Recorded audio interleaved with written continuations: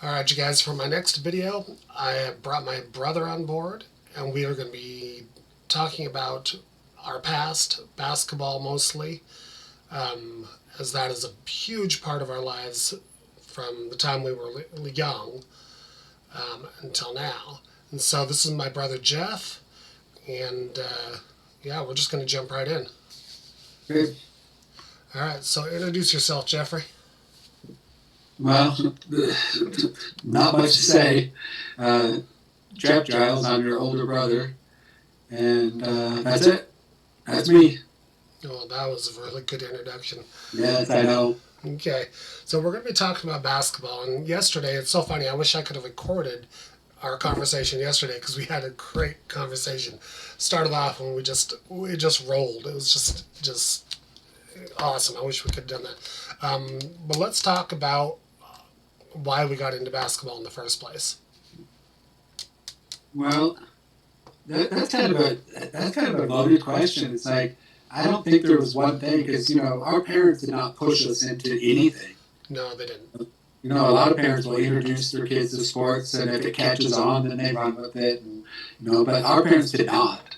In fact, if anything, I had a couple of experiences which I'll talk about that, especially Dad, tried to take me away from basketball. Yeah. And so that was interesting to actually have a parent not wanting you to do something like that. And so I thought that was interesting. So I don't know if there's one thing that I can really put a finger on why we really jumped in and clung to and became really good players. I don't know why. Well, I have a theory on that. Maybe it was because it was something that was organized, something that we could excel at, something that we could do that would occupy our time, that was productive, both health wise and just socially. Something that we didn't really have growing up. Yeah. And it kind of provided that little social atmosphere for us. I would agree with you. I think that's probably a big part of the way we grew up. It wasn't really structured. Our mother was our rock. Dad was our nemesis, if you will. I mean, it's kind of an interesting thing. So I could see that, especially being young. Kids want something to be a part of, and I think that was probably a big draw for us. Yeah. So when was the first time you really realized that you had a passion for the game? Well, this is interesting. I thought about this. Um, you kind of posed some of these questions to me yesterday, and so I had a little time to think about it, and it's kind of good to reflect, right? And it was kind of interesting, like knowing if you know anything about our lives growing up, it's like how did you even get into ball, right? Um, I think it's interesting. Something that you might not even know. I actually made my first basketball team in sixth grade. And sixth and seventh grade, I played basketball for the school team. Now, junior high at that time was very small. I think we only played like 8 games or something. But we had tryouts, and I remember coming home when I got the tryout notice and talking about it, and was kind of blown off. Like, whatever, it doesn't matter, right? And I think that made me more determined. And so I made that first team in sixth grade and had a little season and I don't know. It just that's how I first stepped into the organized realm of any type of basketball. Uh, so that it was very interesting. I do remember one time when we talked about Dad earlier, kind of being our nemesis, right? I remember him wanting me just to go to work with it. Yeah. That you should just work. You should not get an education. It was just work. And uh, I told him I have basketball practice. He actually got me in the truck like he was going to drop me off at the school and went right by it. And I'm like, excuse me, I got to be at the practice. And when we got there, I remember running back to the school a couple miles and was late for practice and got my coach talking to me and all that kind of stuff. But I thought that was an interesting thing that he didn't want me to go to practice. Yeah. Yeah, it's kind of interesting. Yeah, I mean, we could talk for hours on that, Yeah, we could. but let's just keep it focused to the good stuff Yeah. and basketball. So your first introduction into like an actual team, you know, did you know that you were going to love the sport? You know what's funny is immediately I enjoyed what I was doing. I enjoyed being in the gym. I remember I liked my coach. I don't remember him. He was sixth and seventh grade. I don't remember him um, much of whether I liked him or not. But I did like being around the guys. I liked the game, and it was all new. And like even learning the rules and learning, by today's standard, I started way late, Oh yeah. but but I didn't know much about it. It was, or if I was going to be good or not. I really didn't, you know. So that was kind of interesting. So yeah, so the first time you felt like, oh my gosh, I'm actually halfway decent at this. Well, that wasn't a moment for me.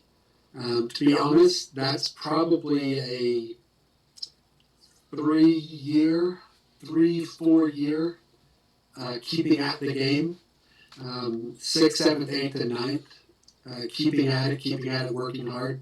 An interesting thing happened my ninth grade year was I met a coach by the name of Bob King.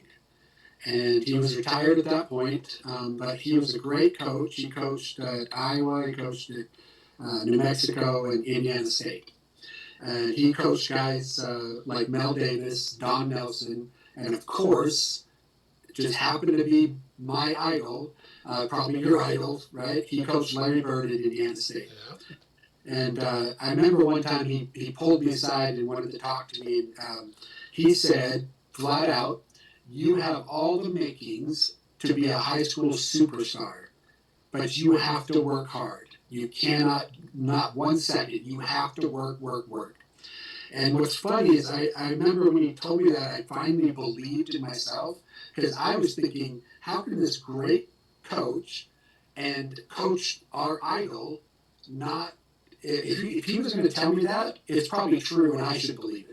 Yeah. And I remember that was the point where I just believed, like, okay, I've got some skill, I need to work hard, and I started just going with it. And turned out I'm not too bad at this game. Not too bad. Well, that's funny that you talk about that because we had kind of opposite um, trajectories into basketball. Our basketball journeys are different, aren't they? Oh, big time, big time. Where you had the coaching, the support, the encouragement, like Mr. King, which his daughter was Diane. I remember her. Yep. And I was always way behind in your trail. And you were the focus. And I wanted to get there. I was like, I want to play ball. I want to do it, because my big brother was doing it, and so our paths took a totally different course in the sense that my ball playing was mostly self-coached. Yeah. I had, my idols. Larry Bird was obviously the one I watched and I tried to emulate at every turn. And then watching you and then playing with you, playing with your teammates helped a ton, whether it was in high school or college, being able to play around those players helped me a lot, but I never had that coaching so that my game didn't really peak until, my early 20s. Right. Which is far too late to begin a career. Right. Way too late to begin a career, which is sad because in my mind, like any basketball player, I thought I was head and shoulders above everybody. And, and in all honesty, I was, Right.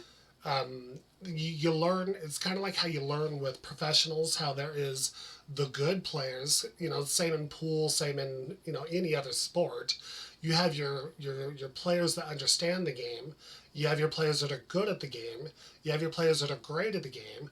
Then you have your players that are at this level that is beyond anything, and they are the top 1%. Right. And that is just your small college players.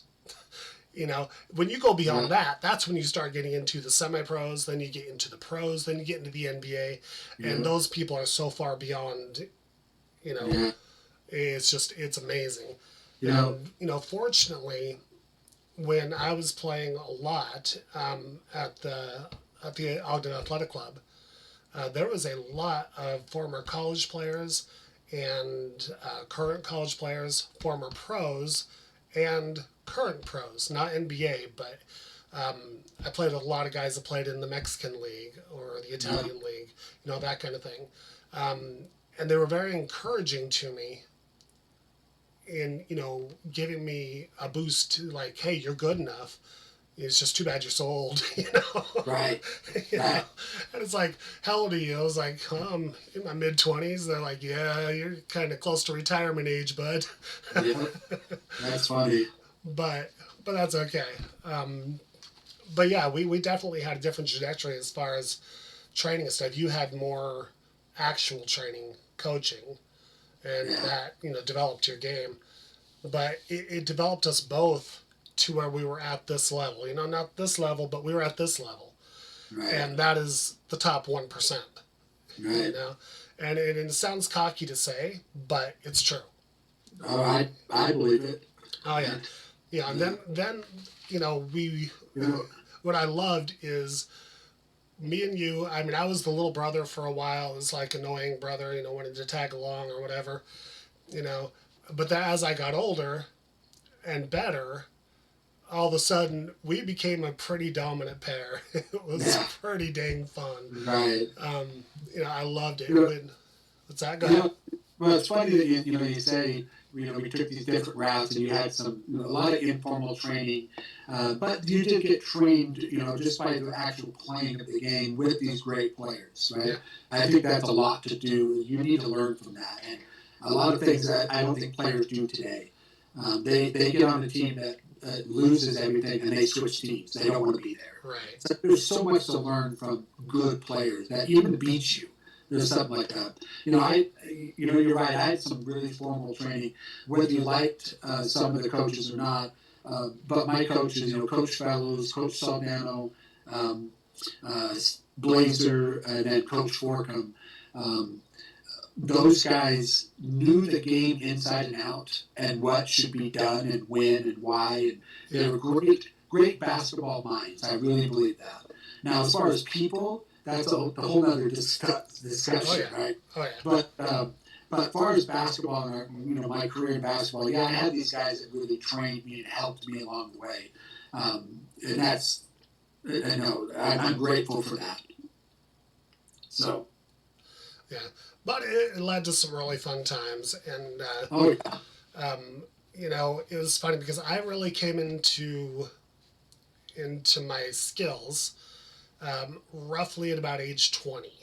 I had some great games earlier than that. Oh yeah. Which just for fun, let's just talk about our own personal favorite game. Well. It's interesting when you talk about, what was your favorite moment, right?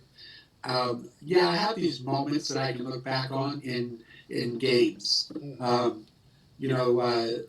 Holding Greg Scatini to 6 points when he mouthed up in the media he was going to drop 60 on us because he just played Gilroy and had a 40-point game, was in the paper, everything was great, and unfortunately he made those comments, and I took that to heart and held him to 6. That was awesome. So, I have those moments like I love that, right? Yeah. Beating Salinas High, which was our big rival, and triple overtime and hitting the last 2 free throws to put it on ice to win the game. You have those moments, right? Going up to Cupertino and beating this school that we had no business playing and beating them, kind of thing.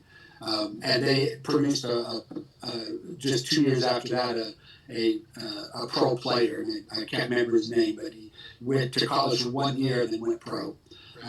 So having some, games and those moments like that I can relive, and yeah, I think about it once in a while.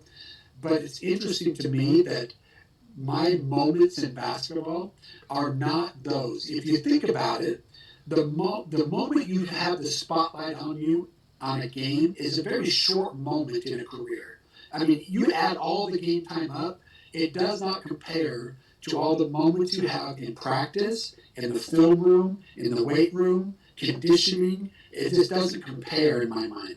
So I think for me, my moment that I'm most proud of was the day in, day out grind.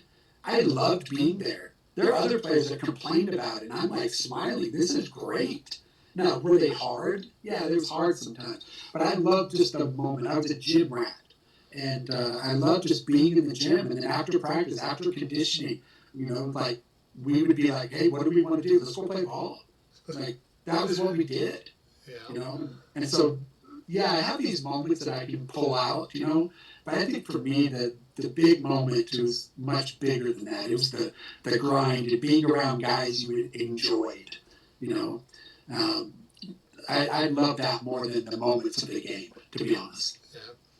But if you had to pick a game, I don't know. It was hard for me because I wasn't a scorer. I averaged 10 points a game in high school. I averaged 10 points a game in college. I averaged 10, no more, no less. And what's funny is I never had a play ran for me. Everything was garbage for me. So it wasn't like this moment where I went off on, Watsonville. I had a 42-point game against Watsonville, right? So I had a great game against that. But that was it. Like, there's no other game I could really turn to, right? So for me, though, it was the defensive side. I loved when coaches came to me and said, in practice, we have this guy. So, like, let's say Palma High School. We have Greg Scatini, who just mouthed off in the paper, we need you to be that guy to stop him. And I was that guy. And so I said, great. So I put his picture in my locker. Then what I loved the most about this, Blazer would come out on the court, start practice, and go, all right, Elroy, you are Greg this game, this practice. And I remember them going, oh, crap, right? Because the minute he said that, as we're standing talking, I walked up and got in his face. And we'd take a break and go get a drink, and I walked over and I pushed him out of the way to get my drink.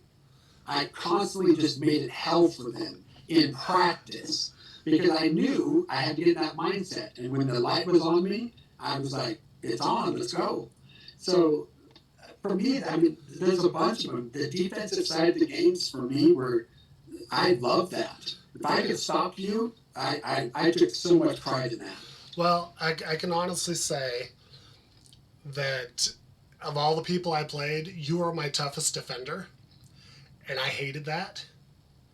And so, but I have to tell this story because, it was I kicked my big brother's butt. And I loved it. So, in fact, it was on this court right here that is in my background picture. We were in basketball class. And it was so awesome because we would get there and we would play before class and everybody would just yell at us, you're not playing together. Because if we played together, we would just demolish anybody and everybody. But in the class, of course, coach moved us across. He wouldn't let us play together. But we're playing in a tournament in class. And we are down by 1. See, I'm trying to avoid this story, but go ahead. We are down by 1. And the coach is about to blow the whistle. We have the ball. And Jeff runs over to me and just tackles me. And I'm like, okay, that's crap. And Jeff's like, yeah, we won. Because Coach blew the whistle. And so I got up and I pled my case to Coach. Do you remember his name? I don't. We just called him Coach? Yeah, he was such an awesome guy. Yeah. But I pled my case to him and said, I have to have 2 seconds. You have to, that's not fair. And he agreed, and he's like, 2 seconds. And so Jeff is like, all right. And starts talking to his team, and he's like, okay, no matter what happens, I don't care what your man's doing, you get on John. He is going to get the ball, he is going to shoot. So get to him, get out of my way, let me get to him, because he was guarding me. Yeah. And I ran a little screen, got the ball thrown to me, and out of the corner of my eye, I could see Jeff fighting through the screen. I knew he was coming. And I just spotted up, let Jeff fly, and as soon as I let it go, I felt his hand hit mine as he tried really hard to get to block it. And then we both turned around and watched. I had a really high arcing shot, and we both watched, and it just nothing but net. There's nothing. And that was the end. God. And that was a crowning achievement for me. Hey, you better give some credit to whoever set that screen, because I remember it was a good screen. It was a good screen, and that was just, but that was an awesome moment for me, because I kicked my brother's butt. That was awesome, and he got an attitude with me. Jeff got an attitude with me when we were playing. If he ever had to guard me, I stopped being his brother. Yeah. I was no longer his brother. I was Greg Scatini. Yep. and I don't know who shot better, me or Scatini, but I'm gonna say I did. So I proved it at the end of that. So that was a crowning achievement for me against my brother.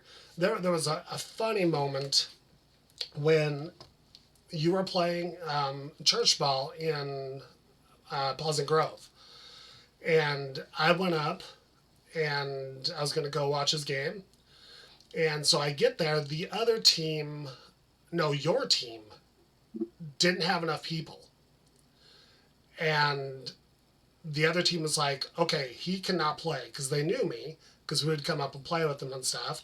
And they're like, okay, we'll give you guys a person, and we get John, and that way we can play a game. So we get going on the game, and it's a battle, and it's a tough game. We ended up winning, thank you. But one play stuck out, and I know you know what play I'm talking about. So Jeff gets the ball, makes this awesome move on me, goes up for the shot, and I just come up behind him and block it big time and come down with the ball. And I'm a bad man, So I start, and I take it off. I'm going to take this coast to coast, because I just stopped, the star player on their team, got the ball from him, embarrassed the heck out of him. I'm sure he turned red. And I start jamming down to the other side of the court and go to do a layup, and Jeff comes up behind me, flies through the air, and nails the ball on the backboard and comes down with it, and then says something rude to me. But it was just so much fun, because everybody was first like, "Woo!" and then on the other side, "Woo!" I remember that like it was yesterday, and I was, to be honest, it made me so mad that you blocked my shot. And that when you went down, I chased you. I didn't even care if I was going to tackle you, if I was going to foul. It just didn't bother me. Oh, yeah. And then I was surprised you actually got to the rim, because you're a great shooter. And I thought, oh, he's going to pull up. You just went to the rim, and I'm like, great, I'm jumping to the backboard. I'm just going to pin it, right? So it was embarrassing on both our parts. Yes, but it was. Great plays on both our parts. Right. But you know what I love most about that is that anytime, this happens several times, basketball class, later in our life in pickup games, in late night church ball pickup games, things like that. We walk in together, and the whole gym protests. Everybody, nope, you're done. You have to be on it. And it made my heart swell so much. Like, oh yeah. Oh, definitely. Yeah. Yeah. And it was funny. And that's the funny thing. There is a couple of things that I love more than anything when I would walk on the court. Two things would be said to me during play that just made my ego rise even further than it already was. So we'd get playing and stuff, and I would be scoring on a guy, and of course, I was a trash talker, and not in a bad way. I was never offensive to people, but Right. I would tell them, because Bert always told people what he was going to do, and I loved that, and so I would do the same thing, and I would embarrass them because I'd say it out loud, and they couldn't stop me, and I'd score. And one of the best things that I would heard is the other teammates would yell at the guy, "Would you please guard the guy?" And they would turn around and So, say, "You guard him." so correct me on this story because that reminds me of this. I don't remember where it was. I want to say we were playing in that men's league in Orem, if I remember right. I can't remember, but it was during a game, and the guy guarding you was sitting like the top of the key, but in the key a little bit, and you just like what? And so you hit a three on him. And then we come down again, and the guys on their team were yelling at the guy, guard him. And he And so he steps out stepped, like two he, steps up. yeah, he steps on the 3 point line. And I Yeah. remember you stopped like, okay, you hit another three. And then they're yelling at him the next time down. So he guards you like 2 steps, up past the 3 point line. You stop at like the volleyball line, and you're looking at him like, okay, and you hit another one. And by that time, they were just like, it was over. They didn't know what to do. But I remember that, and honestly, it was almost like I'm watching a different player, not my little brother, and I'm watching that, and it just like, and then the moment it hit that it was you, it was like this pride thing. Yeah. But it was amazing.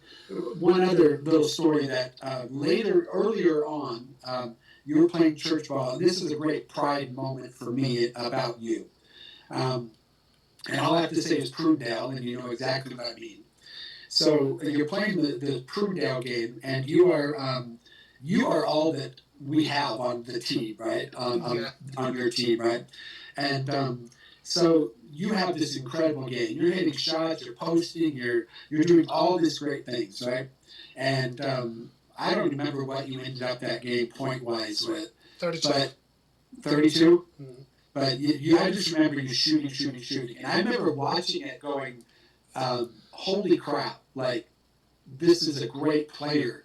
Like they don't know what to do with you, and if they change, you just change and you did something else, and it was So, the Prudendale game. yeah. So it was kind of interesting to watch you have such a great game, hitting shots everywhere, and they had no clue how to stop you, what to do with you, right? Um, and I had this moment of watching and thinking, wow, this is such a great player and doing all these great things. And then the moment it hit me towards the end of the game, where it wasn't just a great player, this was my little brother. And I took so much pride in that. It made me so happy to see that. Um, because the game gave us all this pleasure and this great moments, but then when it was you, it was just extra special. And that was a great game. I loved it. Yeah, I ended up, my stats, it's so funny because that one, pretty much every game I remember in full detail, but that one especially, because they were a stacked team with a couple kids that quit school ball just so they could play church ball and win. Right. And I ended up that game with 32 points, 17 rebounds, 5 block shots, and 1 assist. Right. So, Well, yeah. yeah, that was a tough game. And then, do you remember how that game ended, though? Yes. That was sad. We were on the free throw line, and one of our players, I won't say his name, stepped off the line before Ray shot his shot, which was a lane violation, which Yep. cost us the game. And that was sad because that would have been a feather in my cap at that point. I mean, that was that they were a tough team. They beat everybody. Yeah, it was not a normal church team. Like you said, they stacked it with some guys a couple of guys who got cut from Prudell. What was the high school out there? Prudell, wasn't it? Yeah.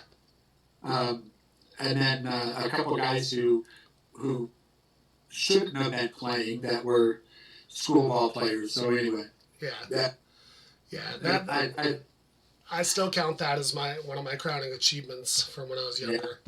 yeah. It was pretty awesome. When you're talking about moments, maybe against you or just with you, right? I know this might be a silly one, but you know the hoop that we had on the side of the barn in Salinas was a site of great moments for us, you know, because you always think you're battling your brother, and it's like that's when you the worst things are said to each other and fights and that. And then what I loved was then we're like, well, the Boston game's on, let's go watch it, and we go watch it. You know, it's like so just I remember that, you know, just that stupid little hoop right on the side of the barn too, not even a little gap or anything, just flush against there. You know? Yep. So that was some good memories right there. Well, and also just one of your little feathers in your cap that you can have. You are one of the very few players that have blocked my shot. Right. I mean, Well, you it was hard to be honest oh because you yeah, had a very high release and a little bit behind your head, kind of like Larry Bird, yeah, because exactly. you emulated that, and you shot that behind your head. It was hard to get to, and you shot a very high arch and released it high.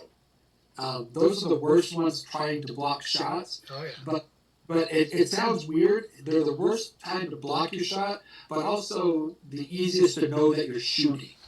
Because once you get in that spot where you're up and you're already shooting, you can do nothing but shoot or stop everything to get the ball back down to drive. So jumping for that shot means that I'm not losing much, right. right?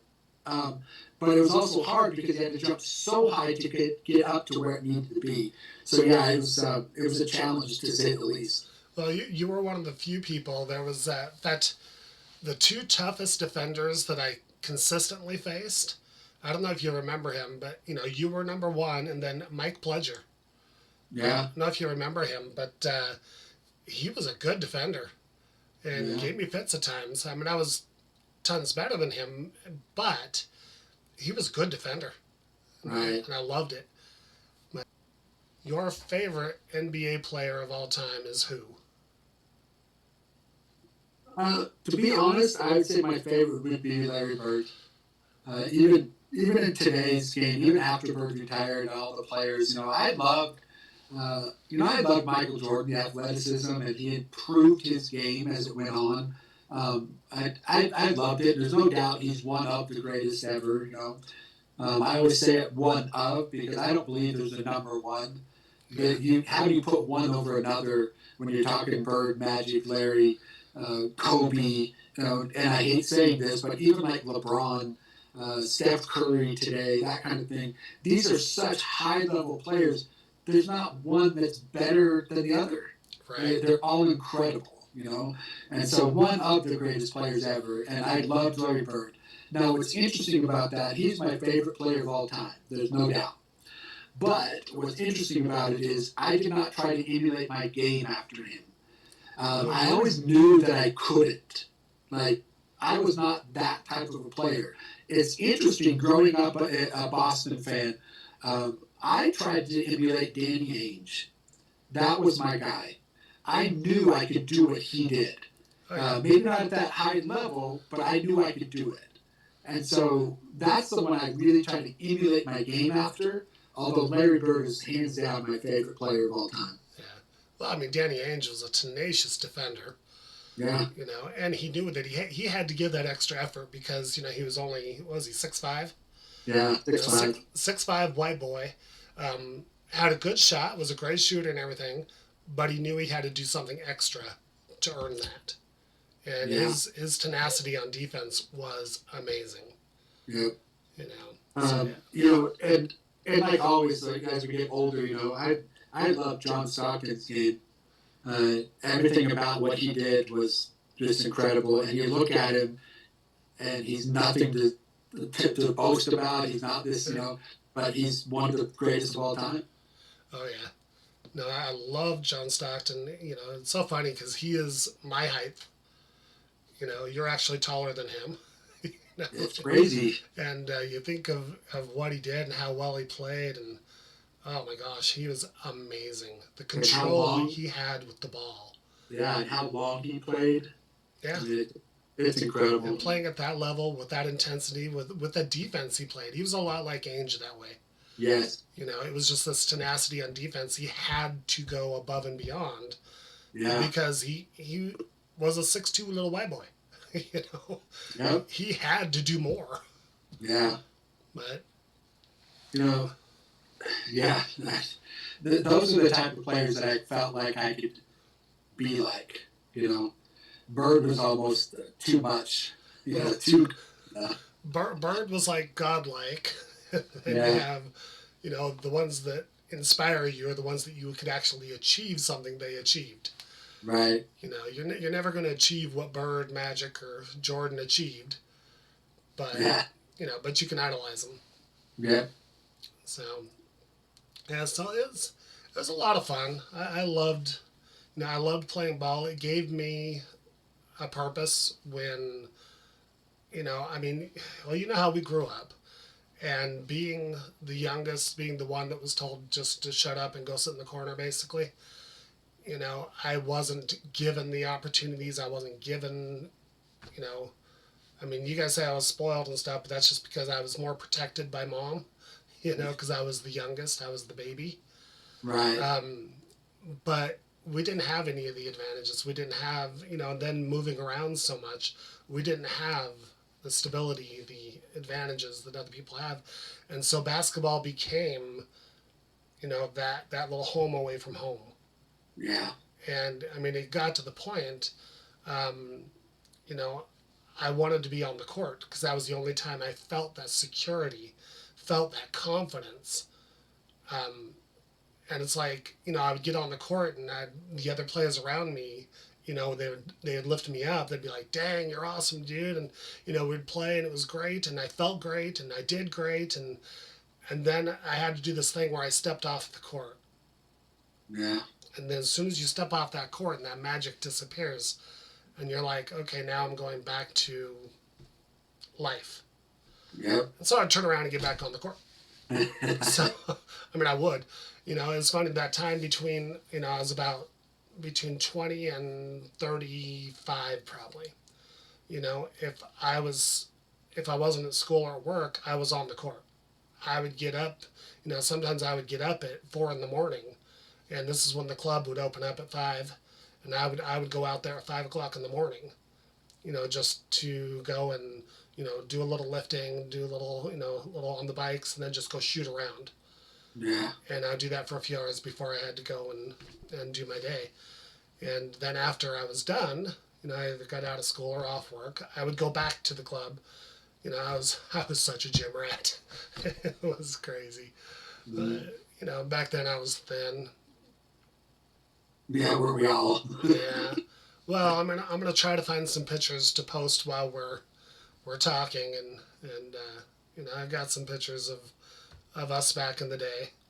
Yeah. So you know, but no, it's a fun to go down memory highway, and it's fun just to reminisce about the times because basketball was such a big part of our life. It was, and it still is for you. Which is great because you're coaching. Yeah. So what are you coaching right now? Um, well, I coach.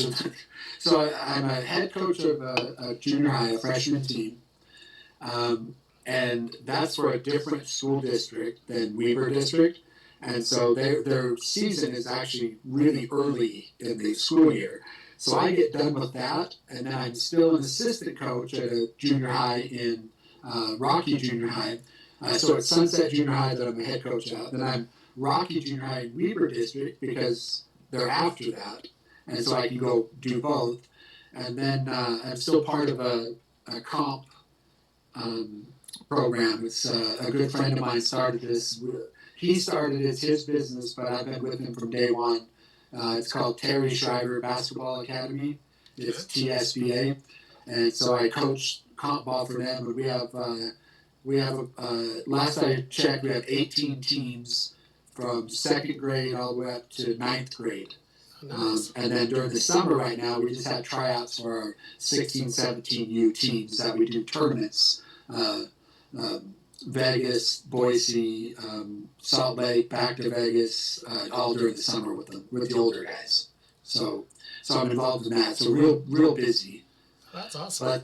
But I coach now. Kind of funny. I'm getting old enough. I look back on it that I've actually coached now for 29 years. Oh wow. So You are getting old. I know. I just look at where the time went. Like wow, it's crazy. But honestly, I love every minute of it. I love being in the gym with the guys, and it's a lot of fun. All right, now we're gonna end on kind of a downer note, but we're gonna end on a note. The last time you stepped on the court to play a game, tell me about it. um, And I know you remember it because I remember mine like it's yesterday. well, I I remember it just because. So I was playing in the men's league, church men's league, and we just kind of finished up the year, and it wasn't in a particularly great game I had or anything like that. It was just we finished that year, and I just remember my body hurting so bad um, that I walked off the court, and it didn't really hit me until I went home, and like every good basketball player has their shoes they don't wear outside, And so I had my shoes in my hand, and I remember throwing them in the closet, and I actually started crying. Yeah. So. No, I can relate. Yeah.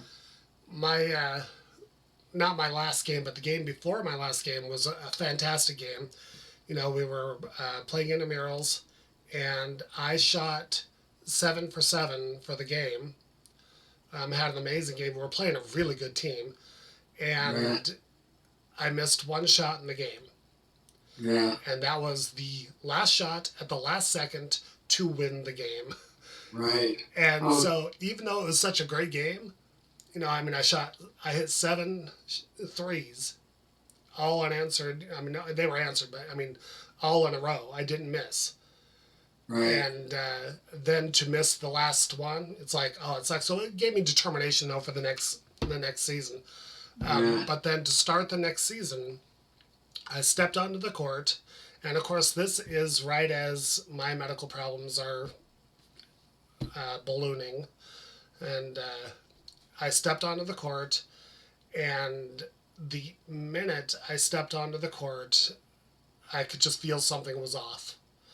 And I remember, do you remember the kid that you taught in junior jazz went on, he's playing baseball, Matt, I believe his name was?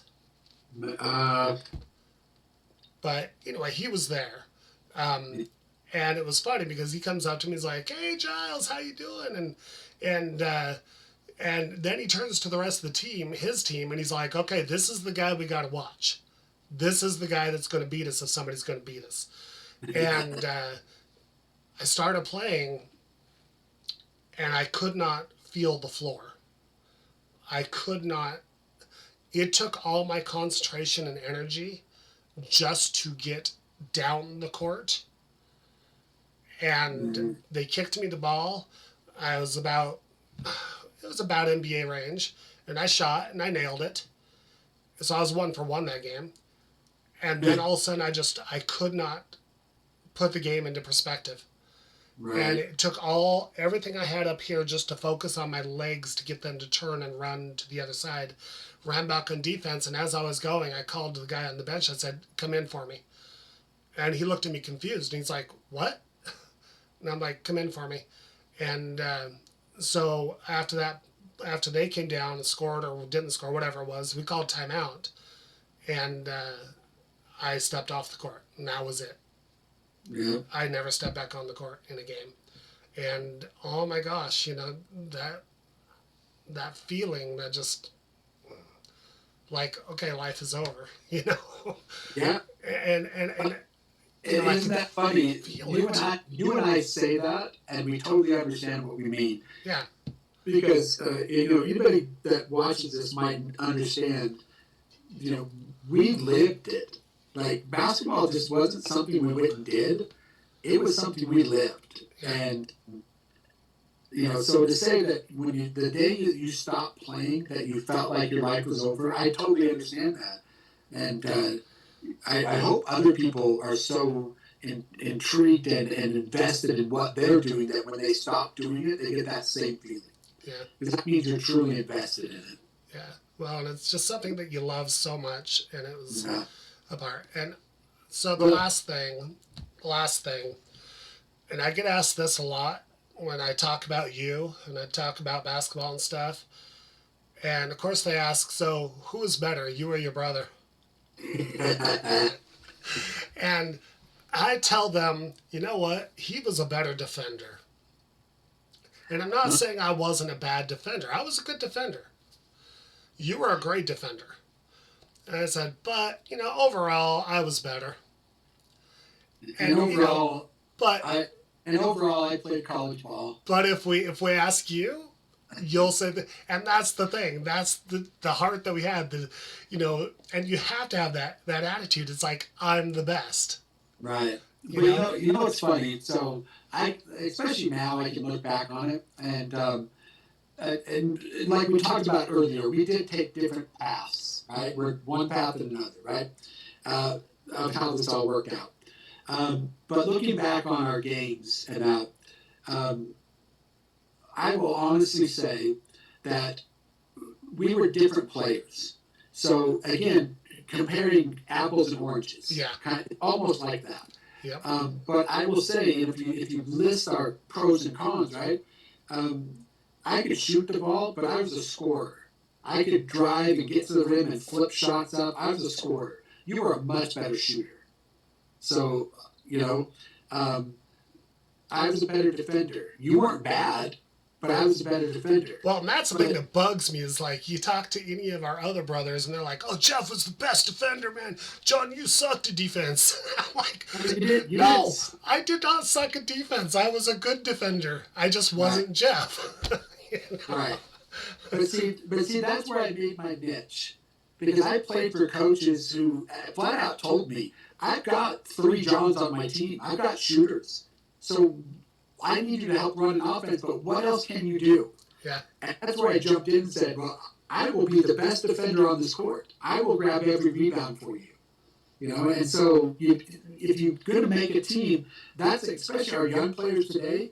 They do nothing but shoot threes. Yeah. That's all they do, and then they complain about when they lose. And I'm like, well, did you defend? Did you rebound? Did you not turn the ball over? I mean, it's like there's so much more to this game than just shooting, right? And so I noticed that early, and I noticed where I can make my niche was the defensive side of the ball. Oh, heck yeah, So- you did.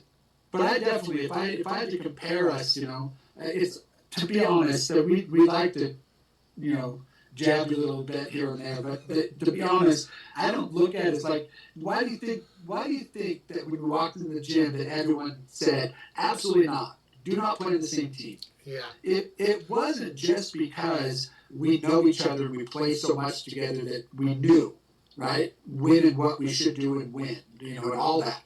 But it was more of, you were a great player, I was a great player, you're not going to stack this team. Yeah. I really think that's what it was. Oh yeah. So we were very different, but Yeah. I did play college ball. So Yeah. Well.